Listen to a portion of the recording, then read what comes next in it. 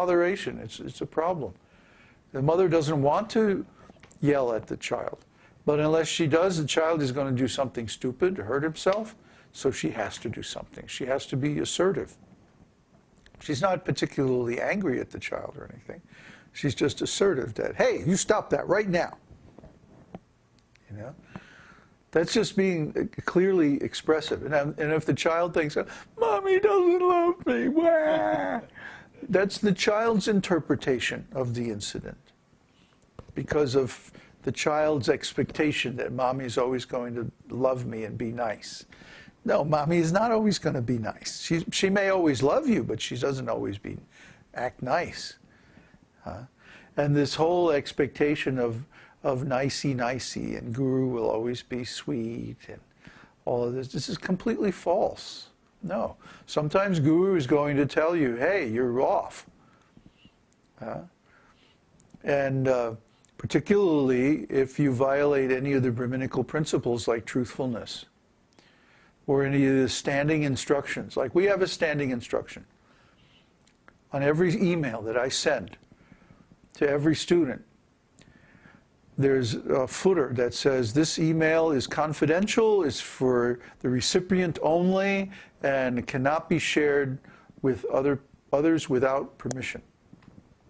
And we put that disclaimer on each and every email that we send for a very good reason.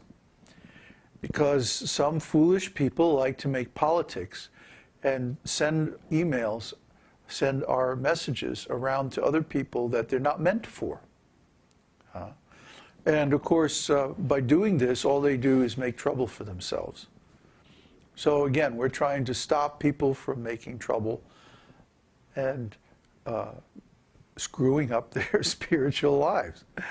But of course, there's always some wise guy that has to test this and try it for themselves and see, you know, well, why did he say that, you know, and do it and find out what happens. Well, what happens is everybody thinks you're an idiot because you can't read what it says in clear, plain English on each email, not to send it to others to whom it's not addressed.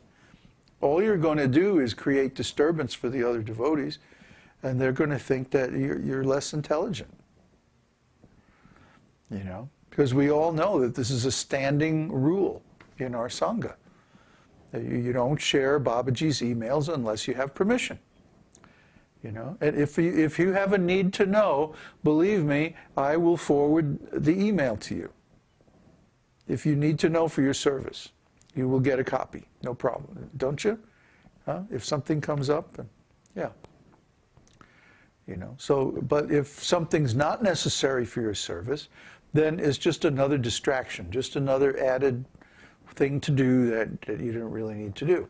So by doing this, I'm saving the devotees from the distraction of having to deal with things that's not part of their service or not necessary for them to get involved in.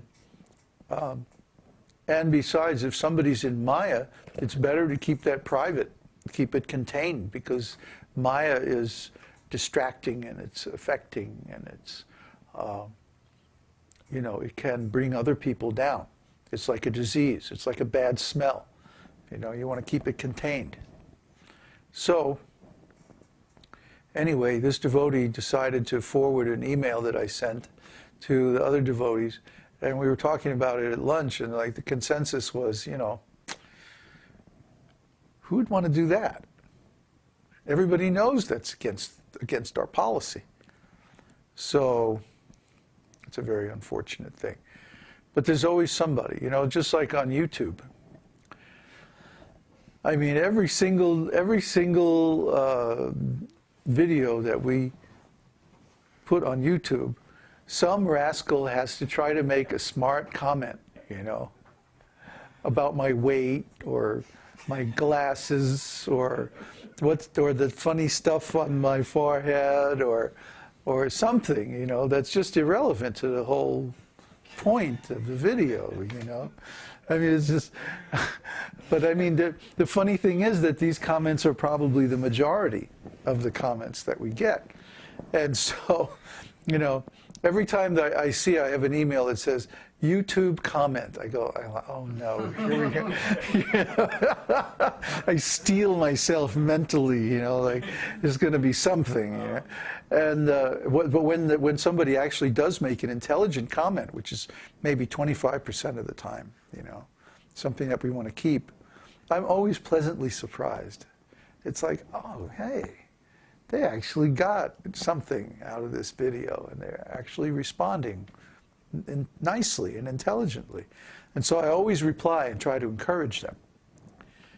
Even if I take issue with what they said, as long as they reply with intelligence and, don't say anything too foolish, then yeah, I'll publish the comment and reply. I'll reply to all the comments. Srila Prabhupada said, a gentleman always answers his mail. Srila Prabhupada had a very old-fashioned idea of what a gentleman is. A gentleman basically is one who does not give unnecessary trouble to others. I think this is a very good idea. Why should we go out of our way to give trouble? It's only because of our false egos that we give trouble to anybody. Just like I don't go to my godbrothers and say, yeah, I saw Krishna, I mean, that would be in such bad taste. It would really be immature. It would unnecessarily disturb them. They have enough trouble as it is. Most of it's self-created, but still, we don't need to give them any more trouble. We don't need to give them any more worries than they've already got. It's good for them, and it's good for us. Keeps us from getting unnecessarily entangled in arguments and controversy and stuff like that. Just like you'll see when we go to India, some wise guy will always try to pick an argument. Actually, Shiva is God. And then start arguing. Okay, well, if you want to believe in Shiva, that's fine. Hare Krishna. We don't need to get involved in all these theological controversies. If somebody wants to believe in whatever they want to believe, practice whatever they want to practice, that's fine. Go ahead and ruin your life.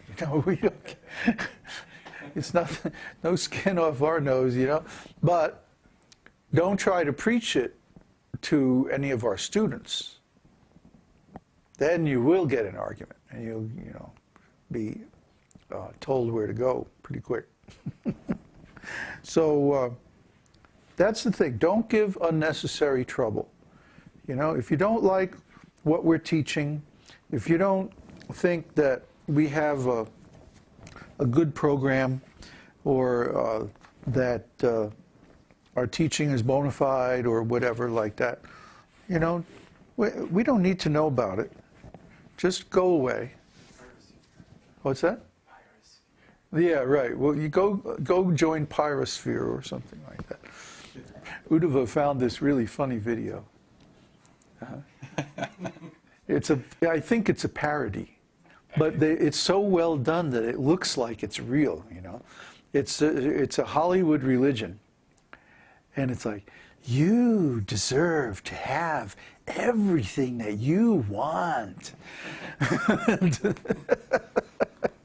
So, Pyrosphere, and they never explain what Pyrosphere is, right? It's just all this hype, that, I want new curtains in my living room. Pyrosphere, The new religion, It's just so bad. So anyway, are there any questions? Yes, I have a question about the mother of Abhimanyu, Jatila. Jatila. What is her main rasa? Fault finding. No, I mean from the Stai Babas. Oh, I would have to say it's parenthood. It's parenthood. Chastising, right? Yeah, she is the mother-in-law of Srimati Radharani. So because of her superior position, she feels it's her duty to try to protect Radharani from this rascal Krishna who keeps trying to undermine her chastity. Yeah? So she's like the inspector, you know. She's always finding every little fault in Radharani. And by the descriptions you've made, it seems to me that she likes Krishna very much, but because of her position, she has to be antagonistic. Right. Everybody likes Krishna in Vrindavan, you know, even Abhimanyu. He basically likes Krishna. He's basically a friend of Krishna, you know. But then Krishna keeps messing with his wife, you know. Details. But Krishna keeps messing with everybody's wife.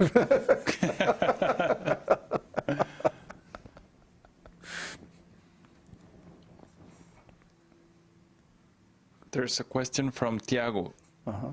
Dear Babaji, please accept my humble obeisances. Hare Krishna.